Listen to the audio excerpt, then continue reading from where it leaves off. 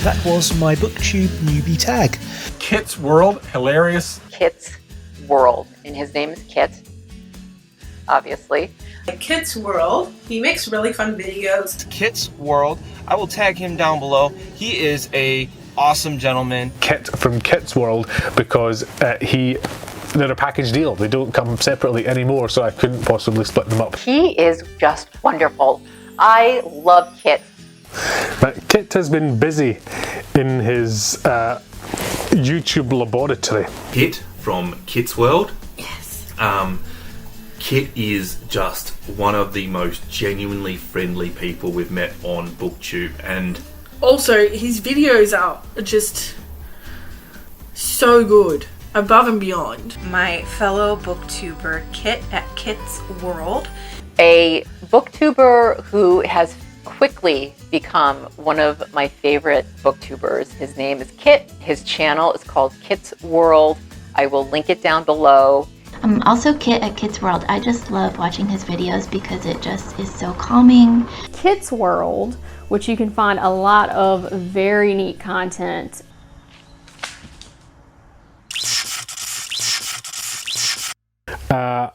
I think Kit might be dead. I'm sorry, that was probably quite blunt. I should have prepared you for that announcement. Kit may have died.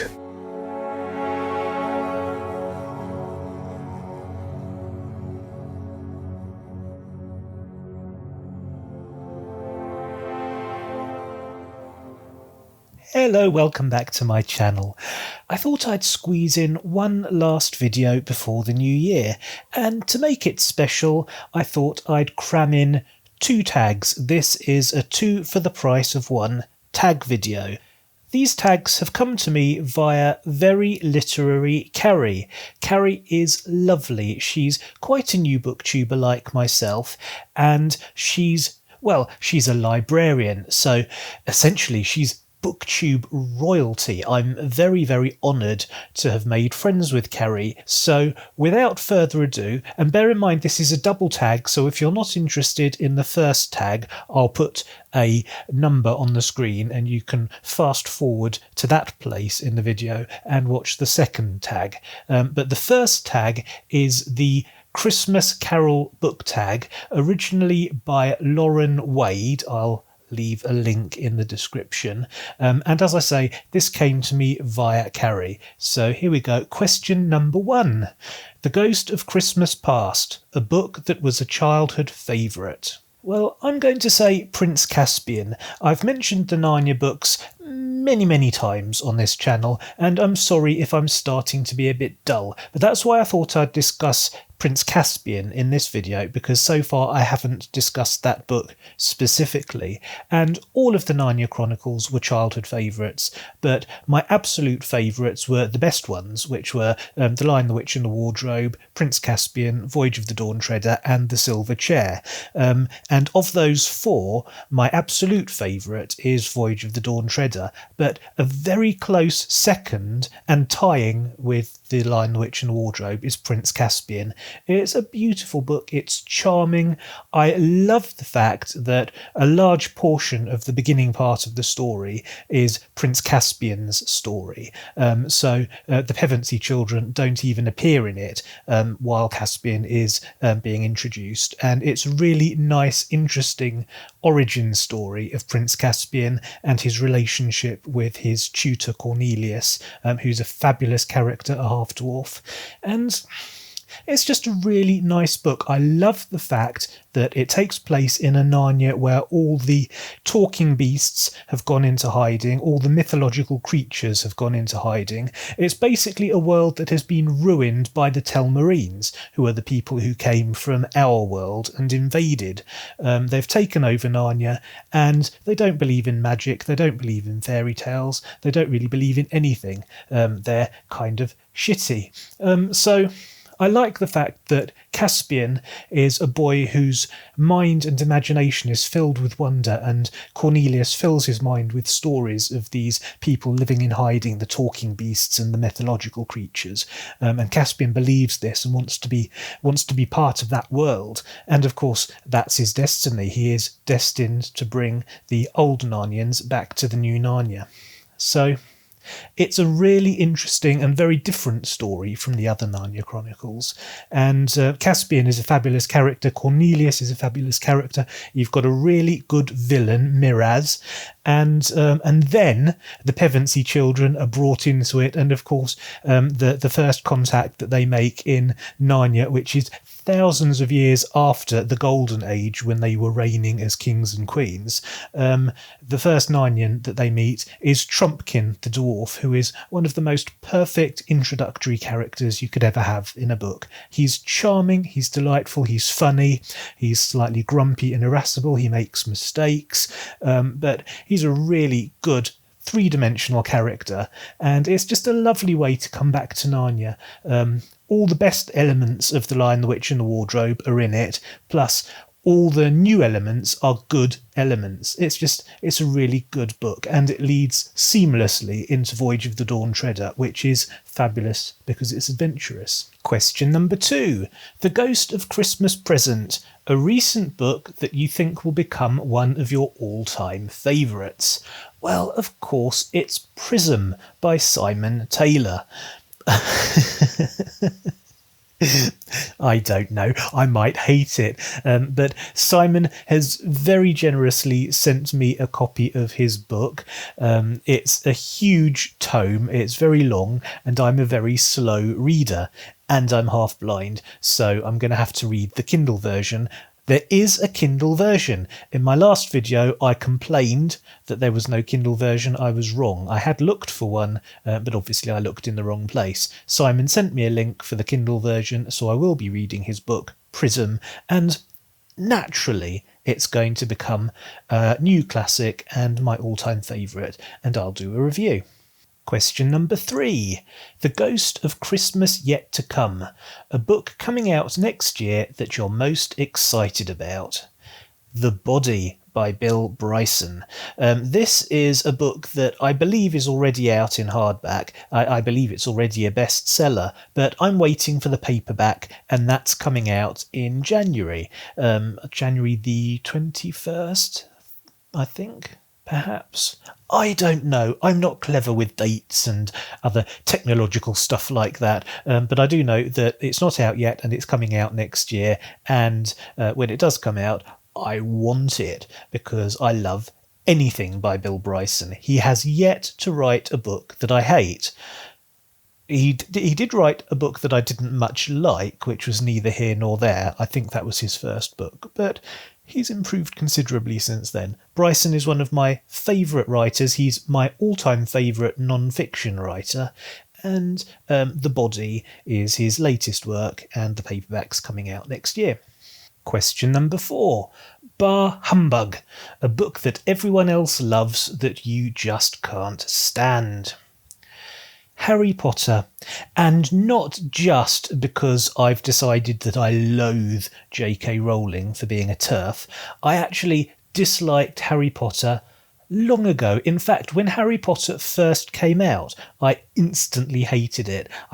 First of all, I had no interest in the Harry Potter books, but I was also very irritated by the fact that a lot of my friends at the time were absolutely obsessed, and everywhere I looked, because in those days I actually had a social life. I used to go to people's houses and they would come to mine, and it was all very lovely, and we'd have dinner parties and things. But whenever I went to their houses, there were Harry Potter posters everywhere, and they all had Harry Potter mugs and Harry Potter notebooks, and it just drove me crazy. I couldn't see the appeal. Question number 5. Bob Cratchit, an old dependable that you always recommend. Here we go again. I'm sorry, please don't switch off. I'm not going to talk about these books at all. I will just mention them in answer to this question. It's the Empire Trilogy by Raymond E. Feist and Janny Wirtz. I love the Empire Trilogy, and I always recommend them because I think it's a perfect trilogy, and each one individually is a perfect book, and that's all I'm going to say about it. So please don't unsubscribe. Question number 6. Tiny Tim, an underhyped book that you think deserves more love.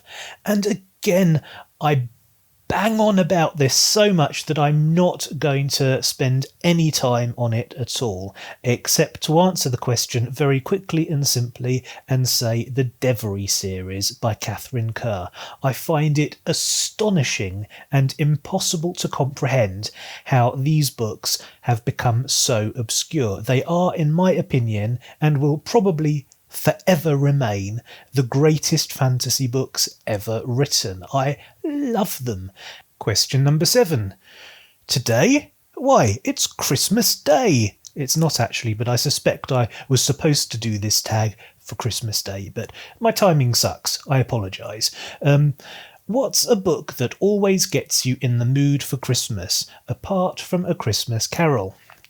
Peter Pan. I think I've mentioned this before, and theoretically I don't think Peter Pan is actually a Christmas book per se. However, in Britain we have a tradition of pantomimes at Christmas, and one of our most popular and enduring Christmas pantomimes is Peter Pan. There are always, all over the country, there are always productions of Peter Pan on in the theatres, in the regional theatres, and often in the West End as well, and I love them, and nothing makes me feel more Christmassy than Peter Pan. So reading the books, I have to say, makes me think of the Christmas shows, which is perhaps not the way that J.M. Barrie would have intended it. But it's a magical piece. It's full of magic. It's full of all sorts of really good stuff that makes me feel very Christmassy. Question number 8. The Muppet Christmas Carol. Your favourite film adaptation of a book? Well, this is another Christmas favourite. And again, it's not a very Christmassy story. I don't think it was ever written to be a Christmas story, but when it was adapted into a film, it became a Christmas television tradition for a long, long time, and it's The Railway Children by Edith Nesbit. Again, it's an Edwardian British children's classic. The book is magnificent, but I think the film adaptation, the original, I think it was 1970 film, starring Jenny Agutter, Sally Tomsett, Gary Warden, Bernard Cribbins, and various other people. I did a review of it, and I highly recommend you have a look at my very, very early review that I did of the film of The Railway Children. It's clunky as anything. I had no clue what I was doing back then, but I think you'll find it amusing. I think The Railway Children is a charming, delightful and perfect children's story, and I think the film version, adapted by, what's his name? Oh God, Lionel Jeffries. I remembered all by myself like a big boy. I remembered his name. Lionel Jeffries. He was an actor, but he adapted and directed what is, in my opinion, the best ever film adaptation of a book. The Railway Children is a perfect film. It's got a few very bizarre directorial choices, but I go with that because it's just part of the whole thing. It's a little bit strange in places. It's got a very peculiar ending. Oh, do watch my review. It's really funny at the end, but I won't say any more about that now. So yes, The Railway Children is my answer to question number 8. And question number 9 says, tag some people. I don't feel comfortable doing this because I don't want to put people on the spot. So I will list a few people in the description box. So that was the Christmas Carol book tag, originally by Lauren Wade. And I will now move on to my next tag, because I'm doing 2. It's a double bill, remember? Okay, so tag number 2. This is the Self-Aware Reader tag by Courtney Ferriter. And again, this one came to me via Kari from Very Literary Kari. So thank you, Kari, and thank you, Courtney, for this tag. This is a good one. Okay, here we go. Without further ado, once I find my place. Question number 1. What most draws you into a novel or story and makes you want to keep reading? Plot, character, writing style, atmosphere, or something else? Well, for me, it's all of the above, but in particular, and most importantly, to get me started, it's the author's voice. If I like the way the author is talking, if I feel drawn in by their voice, if they're interesting and erudite and articulate and have a nice turn of phrase, it's kind of an X factor thing. It's very difficult to pin down what it is, but there will be something about the author's voice that draws me in, and at a certain undefined point while I'm reading, my own internal voice will say, and this is an exact quote, this is what it always says to me, "We're in." And when I hear that voice in my brain say, "We're in," I know that I'm hooked and it's a book that I will be finishing. It's a very magical moment. I look forward to that moment, but I can never force it. I can't make it happen if it's not going to happen naturally and organically. But if it's a really good book, and if it's a book that I'm going to fall in love with and become addicted to, and hopefully it's the first book in a long series, at some point, quite early on, I will hear that internal voice say, "We're in," and then I know we're in. Question number 2. What is a convention or trope that will immediately turn you off in your reading experience with a novel or story? I kind of like tropes. There's a lot of comfort in the familiar. Now, I don't know how much of this stems from the fact that I'm autistic or how much is just because I have an immutable personality, but I'm kind of set in my ways, and once I fall in love with something, I tend to stay in love with that thing, and I don't really want to go anywhere else. I'm kind of monogamous in that sense. That's why I can survive with just one bookcase with a limited number of books, and I just keep rereading the same books over and over again. So yes, tropes are my friends. I like tropes. I can't really think of any particular convention or trope that has ever put me off reading a book or would ever put me off reading a book. Other things put me off, but not tropes. Question number 3. What most appeals to you when reading non-fiction and makes you want to keep reading? Easy. Humour. If you make me laugh, I'm hooked. Obviously, it's got to be a good book, and it's got to be interesting, and it's got to have all the other stuff that'll keep me reading. But the main thing that is guaranteed to hook me is humour. If you make me laugh, I'm yours. Question number 4. What is a convention or trope in non-fiction that will turn you off in your reading experience? And now, to slightly contradict my fiction answer to this same question, there are certain conventions and tropes that put me off in non-fiction, and they kind of revolve around the notion of insulting my intelligence. If a non-fiction book is attempting to impart information to me, it had better do it in a way that doesn't patronise me or make me feel stupid, because people have been patronising me and making me feel stupid all my life, so I'm quite sensitive to it. I know that I'm on the spectrum. I know that I have certain mental health disorders and disabilities, and I struggle with certain things. I don't need to have that pointed out to me by the writer of a book. If you've got some information to sell me, give me the information, but do it in a humorous way and do it in a respectful way, and don't make me feel stupid. So unlike with fiction books, I do have that slight trigger with non-fiction books that you have to watch out for. Question number 5. Would you say you read more for pleasure and enjoyment, or more to learn and exercise your brain? Mainly pleasure and escapism, I would say. I exercise my brain by being creative and learning new skills and developing skills in order to create stuff. But when I'm reading a book, it tends to be because I need to enjoy it and relax and escape. Question number 6. Which type of books are you likely to rate more highly and enjoy more overall? Brain candy, pleasure or enjoyment books, or brain protein, learning or exercise books?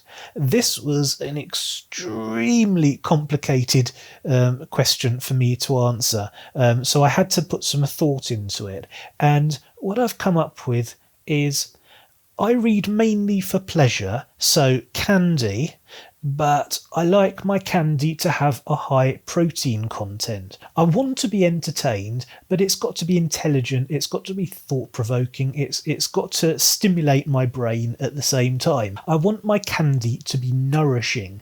So let's say instead of a candy, let's have a thick milkshake that's also packed full of protein and vitamins and minerals. But this isn't a protein shake. It's not one of those yucky things that posers drink at the gym. It's a proper delicious milkshake full of flavour and full of sugar, but it's also got protein, vitamins and minerals and nourishment in it as well. And that's the kind of thing that I enjoy.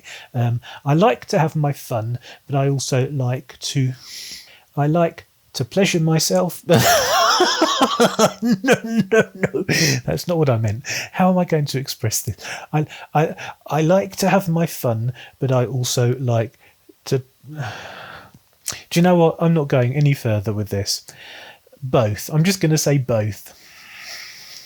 Question number 7. Do you have a sense early on of whether or not the book you're reading will be a 5-star read or a book you really like? Has a book ever surprised you in this regard? I know within 30 to 50 pages. Again, I listen out for that internal voice that tells me we're in.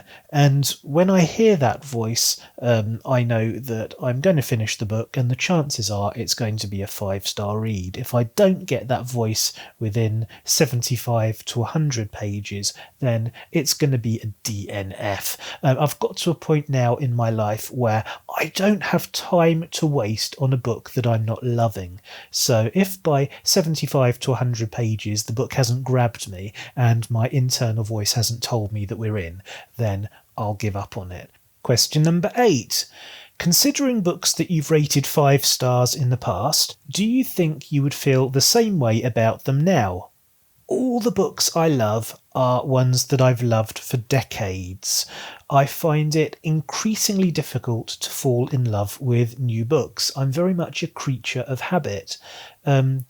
When I fall in love with a book, I tend to be very loyal to that book. You may have noticed. And those books are the ones that I tend to just want to read and reread over and over again.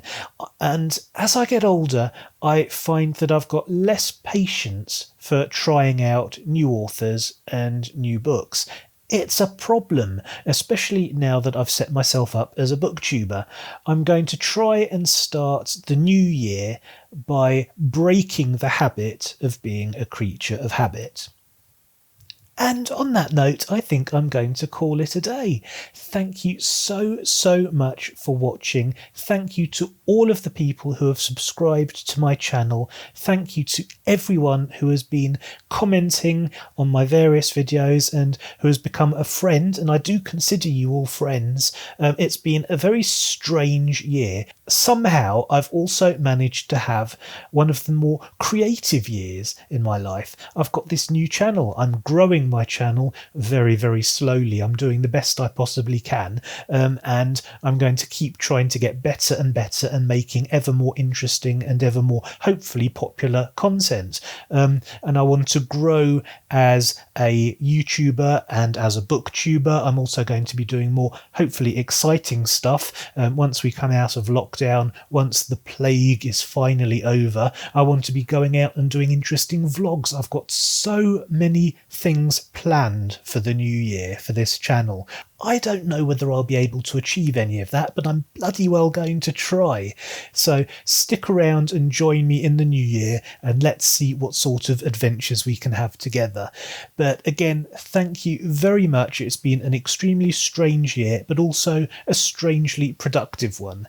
And I want to thank all of you for being a part of that journey, a journey that hopefully will be ongoing. And on that note, I really am going to call it a day. So thank you very much. Have an extremely happy, safe and productive new year, and I will see you very soon. See you later.